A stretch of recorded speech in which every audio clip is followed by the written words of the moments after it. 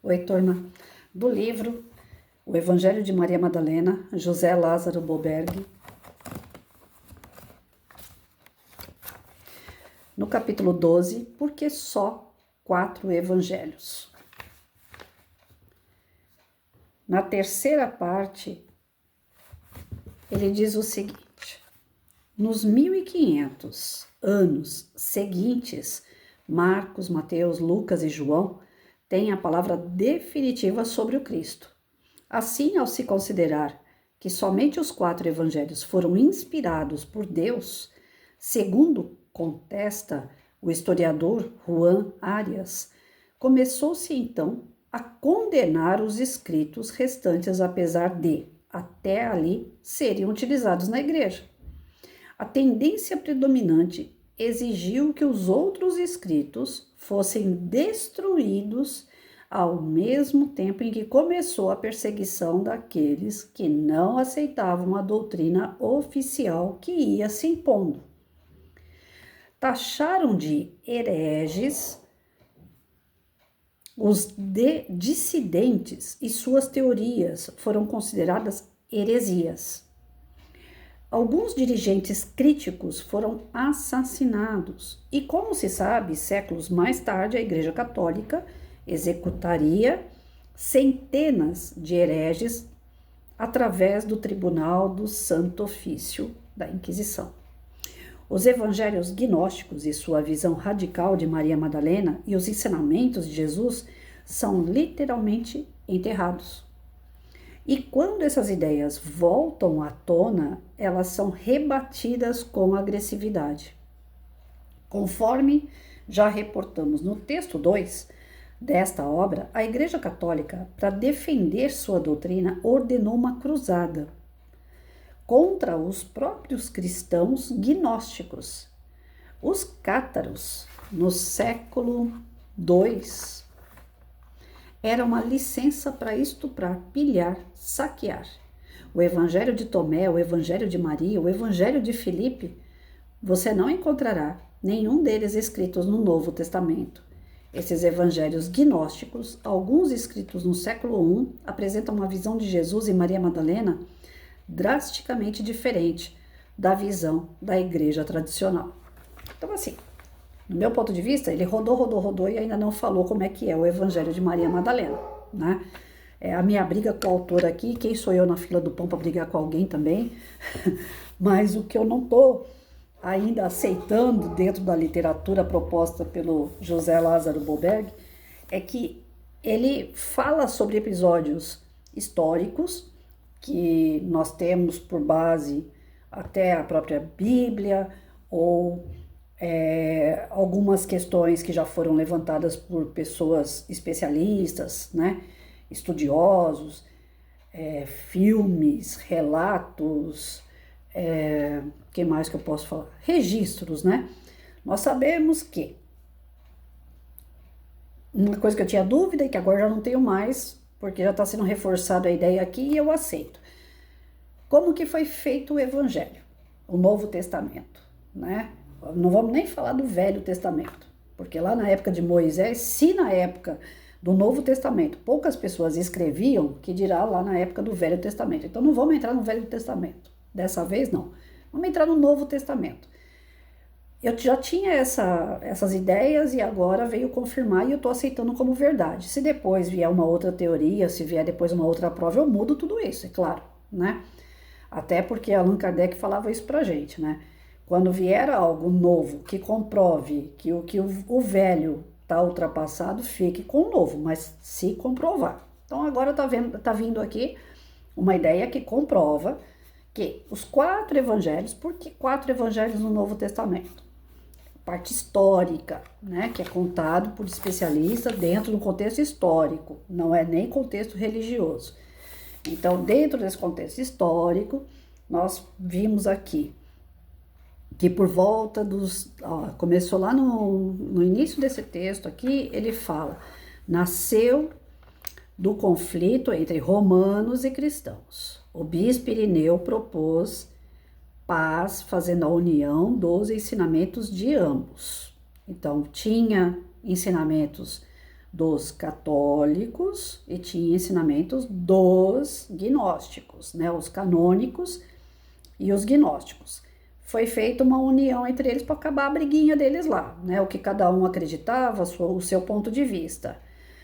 Só que esse mesmo bispo que fez a união entre canônicos e gnósticos, ele começou a fazer uma correção desses textos, ele começou a fazer uma revisão desses textos. E dentro dessa revisão, ele busca aquilo que ele diz que foi inspiração de Deus, né? Então, Deus me inspirou que isso aqui fica, Deus me inspirou que isso aqui sai. Os gnósticos não gostaram, porque muito do que eles acreditavam, inclusive esses evangelhos, Maria Madalena, de Tomé, entre outros, começaram a ser descartados. Porque ali tem alguma coisa que mexe com o nosso desenvolvimento que os católicos gostariam de ficar contendo, né? Talvez seja esse poder que a igreja tem de dizer que ela é a única que tem ligação com Deus, que para você chegar no céu é só através da igreja. Pode ser que seja isso daí, eu não tenho certeza, mas pode ser que seja isso aí. O que prova a validade dos 4 evangelhos, diz Irineu, é que foram, na verdade, escritos pelos próprios discípulos de Jesus e seus seguidores que testemunharam pessoalmente os eventos que escreveram. Alguns estudiosos contemporâneos da Bíblia questionam esse ponto de vista. Então, Irineu diz que foi escrito diretamente por pessoas ligadas a Jesus. Alguns estudiosos já dizem que não. Na época, grande parte era analfabeto, não tinha como eles escreverem. Então, ficou de boca em boca, um falando para o outro, mais ou menos o que tinha acontecido na época. E lógico, quando a gente faz uma brincadeira de telefone sem fio, a tendência é que algumas coisas se perdem no meio do caminho. E aí é onde os gnósticos dizem, como que eles podem falar com tanta propriedade o que ocorreu se lá na época ninguém escrevia? Então, possivelmente, tem havido muitas mudanças do que ocorreu de fato para aquilo que foi escrito nos evangelhos. Então, não foi diretamente Mateus que escreveu, foi alguém que escreveu em nome de Mateus. Na época, né, Mateus teve esse tipo de conhecimento, cita Mateus, mas não que ele mesmo tenha escrito ou alguém que conviveu com ele. Mais próximo de Jesus, então, mais difícil ainda, porque o pessoal não sabia ler e escrever. Aí tem uma outra parte que nós vimos aqui. Há quem não acredita nessas provas. Então, a gente fica aí nessa questão do telefone sem fio. O surgimento do Novo Testamento, propriamente dito, ocorre entre 60, né, os anos 60, depois do nascimento de Cristo, no século II. Esses evangelhos, então, eles são colocados pela igreja como ensinamentos de Jesus, como guiados por Deus para a igreja católica diretamente. Então, quer dizer, eles descartam dessa união que eles fizeram com o gnóstico, eles foram tirando de pouquinho na revisão, até que eles tiraram de tudo. E falam que a igreja católica é que possuidora de todo o conhecimento que vem da intuição que Deus manda diretamente para eles. E que eles são os verdadeiros, e os gnósticos são os hereges, são aqueles que possuem a mentira e que aí os gnósticos, lógico, já começou o atrito novamente. Começam a atacar a igreja com os seus preceitos, com os seus conceitos, com o que eles acreditam. A igreja, para poder conter esse pessoal que acaba não aceitando essa separação de ideias e retirar eles do meio do contexto evangélico aí, né, dos evangelhos, eles começam a propagar as ideias deles. Para conter isso, a Igreja Católica faz o quê? Arma a Santa Inquisição. E além de formar a Santa Inquisição do tipo assim, você está falando tal coisa? Vem aqui, vem prestar conta para mim. Por que você está falando tal coisa? Aí a pessoa chega e fala, não, mas porque eu acredito, porque eu tenho prova. Ela começa a estremecer de medo de mexer com seus pilares e as pessoas pararem de acreditar nela, começa a fazer a pessoa a ter que assumir coisas que de fato elas não pensam, não falam e não fazem, né? Então elas começam a assumir através da Santa Inquisição, através de tortura, através de matança, através de estupros, através de invasão das suas casas, queima de suas casas, expulsão de famílias, aquela coisa toda que a gente conhece em filme medieval. Aí eles começam essas perseguições aqueles que são cristãos também, só que pensam de uma forma diferente, entendem a história de Jesus de uma forma diferente. E essas perseguições começam a tomar corpo, essas pessoas vão se locomovendo para outros lugares, não ficam exatamente naquele local onde a igreja está instalada.